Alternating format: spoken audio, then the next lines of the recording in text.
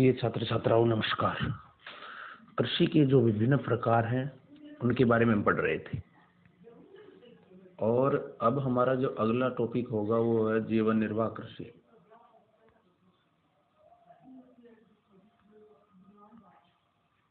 जीवन निर्वाह कृषि, जीवन निर्वाह कृषि के बारे में पढ़ेंगे। यद्यपि कृषि की शुरुआत जीवन यापन के रूप में ही हुई थी। हालांकि हम देखते हैं कि जो कृषि की जो शुरुआत है वो स्वाभाविक है कि जीवन निर्वाह यानी पालन पोषण आजीविका के लिए ही हुई थी, लेकिन वह कृषक के लिए रोजगार का प्रमुख साधन बन गई। उसकी भोजन की आवश्यकताओं के साथ साथ अन्य आवश्यकताओं की पूर्ति करने लगी, तो कृषि का यह प्रकार जीवन निर्वाह कृषि कहलाने लगा। विगत 100 वर्षों में इस प्रकार की कृषि का तेजी से विस्तार हुआ और इस प्रकार की कृषि यानी जीवन निर्वाह कृषि की जो प्रमुख विशेषताएं हैं वो निम्नलिखित है। अब हम एक एक करके पढ़ेंगे इनके बारे में। पहली विशेषता, यह कृषि स्थायी रूप से है तथा अनुकूल प्राकृतिक दशाओं वाले क्षेत्रों में की जाती है। जहां कृषि की अनुकूल दशाएं होती हैं ऐसे क्षेत्रों में इस प्रकार की कृषि का अधिक प्रचलन है अर्थात की जाती है। कृषि भूमि पर जनसंख्या के दबाव के कारण भूमि का गहन उपयोग किया जाता है। तो जनसंख्या का दबाव मतलब जहां जनसंख्या अधिक होती है और भूमि कम होती है वहां कृषि पर जनसंख्या का दबाव माना जाता है। ऐसी परिस्थिति में वहां पर गहन कृषि की जाती है अर्थात एक से अधिक फसलें उत्पादित की जाती है, या कहें कि वर्ष भर किसी न किसी फसल के रूप में उस पर उत्पादन होता है, चाहे वो रबी की हो, चाहे वो खरीफ की हो, चाहे वो जायद की हो। सब्जियां, फल फूल आदि बहुत सारी जो कृषि है अर्थात भूमि का उपयोग गहन रूप से किया जाता है। अगली विशेषता, कृषि की गहनता इतनी है कि वर्ष में 2 या 3 फसलें की ली जाती हैं। तो जैसे आपको बताया कि इसमें जो खरीफ, जायद, रबी 2 या 2 से अधिक फसलें इनमें से ली जाती हैं। भूजोत छोटे आकार और छितरे हुए होते हैं। भूजोत मतलब भूमि को जोतने वाले स्थान अर्थात जो खेत हैं, फील्ड हैं, तो खेत इसमें छोटे होते हैं और छितरे हुए होते हैं। जैसे हमारे भारत जैसे देश में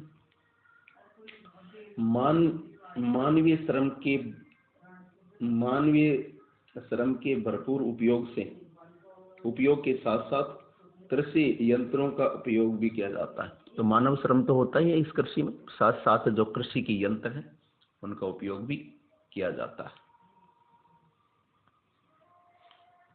अगली विशेषता, उन्नत बीजों, रासायनिक उर्वरकों और कीटनाशक दवाओं का प्रयोग होता है इसमें। तो अच्छे खाद बीज और कीटनाशक दवाइयां आदि का उपयोग होता है। अगली विशेषता, सिंचाई सुविधाओं का विस्तार हुआ तथा फसल चक्र का अनुसरण किया जाता है। सिंचाई सुविधाओं की वृद्धि हुई है और साथ ही जो फसल चक्र होता है बच्चों, फसल चक्र होता है फसलें बदल करके बोने की जो प्रक्रिया है। जैसे अब की बार बाजरा बो दिया, फिर ग्वार बो दिया, फिर कोई बीच में फलीदार फसल बो करके फिर अपना इस क्षेत्र में जैसे बाजरा बो दिया, या दूसरे क्षेत्रों में अलग अलग फसलें होती हैं। उस मौसम के अनुसार फसलें बदल करके की जाती हैं। यानी एक ही फसल का उत्पादन हर बार नहीं किया जाता, वो फसल चक्र होता है, फसलें बदल करके बोना। सघन जनसंख्या के कारण मुख्यतः खाद्यान्नों का उत्पादन होता है और जनसंख्या का दबाव होने के कारण इसमें अधिक से अधिक खाद्यान्न उत्पादित किए जाते हैं। इस प्रकार की कृषि मानसून एशिया के देशों में की जाती है जहां घने बसे क्षेत्र होते हैं। हमारे भारत, पाकिस्तान, बांग्लादेश जैसे क्षेत्रों में जीवन निर्वाह कृषि के भी 2 प्रकार हैं। इसके 2 प्रकार बताएं बच्चों। पहला, चावल प्रधान निर्वहन कृषि। इनका विस्तार Bharat, Bangladesh, Myanmar, Indonesia, Cambodia, Thailand, दक्षिणी और मध्य चीन में मिलता है। इन क्षेत्रों में 100 सेंटीमीटर से भी अधिक वर्षा होती है बच्चों। इन क्षेत्रों में चावल प्रमुख खाद्यान्न होता है, इसलिए इसको चावल प्रधान निर्वहन कृषि कहा गया। दूसरी है गेहूं प्रधान निर्वहन कृषि। इसका विस्तार उत्तरी, मध्य और पश्चिमी भारत, उत्तरी चीन, पाकिस्तान, कोरिया में मिलता है। इन क्षेत्रों में वर्षा 100 सेंटीमीटर से कम होती है। इन क्षेत्रों में गेहूं प्रमुख फसल होता है, प्रमुख खाद्यान्न होता है, इसलिए इसको गेहूं प्रधान निर्वहन कृषि कहा जाता है। तो ये थी जीवन निर्वाह कृषि और उसके कुछ प्रकार विशेषताएं। अब हमारी जो अगली क्लास होगी हम उसमें विस्तृत वाणिज्य अनाज कृषि के बारे में पढ़ेंगे।